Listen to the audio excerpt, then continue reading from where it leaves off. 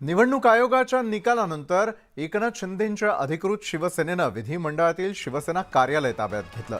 भरत गोगावले, सदा सरवणकरांसह शिंदेंसोबतच्या आमदारांनी विधिमंडळ कार्यालयात प्रवेश केला। शिवसेनेचं विधिमंडळ कार्यालय ताब्यात घेण्याआधी या आमदारांनी विधानसभा अध्यक्ष राहुल नार्वेकर यांना रीतसर पत्र लिहिलं आणि विधानसभा अध्यक्षांच्या परवानगीनंतर शिवसेना कार्यालयात प्रवेश केला।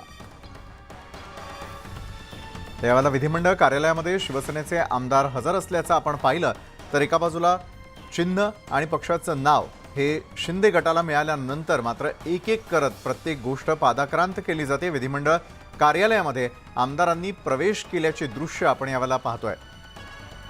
तर आता शिंदेंनी अखेर शिवसेना कार्यालयाचा ताबा घेतलेला आहे। राहुल नार्वेकर यांना देखील तशा प्रकारचं रीतसर पत्र लिहून त्यानंतरच मात्र या कार्यालयामध्ये त्यांनी प्रवेश मिळवल्याचं देखील कळत आहे।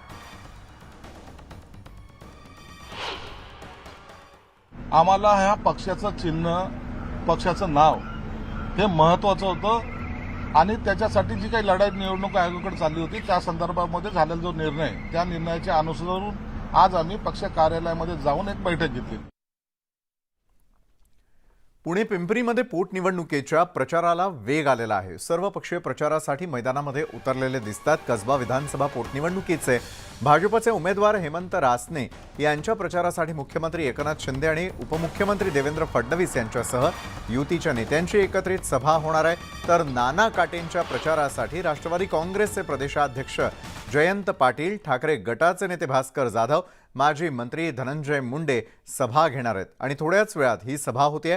कसबा विधानसभा पोटनिवडणुकीचे काँग्रेसचे उमेदवार रवींद्र धंगेकरांच्या प्रचारासाठी रोड शो आणि बाईक रॅलीचं आयोजन देखील करण्यात आलेलं आहे।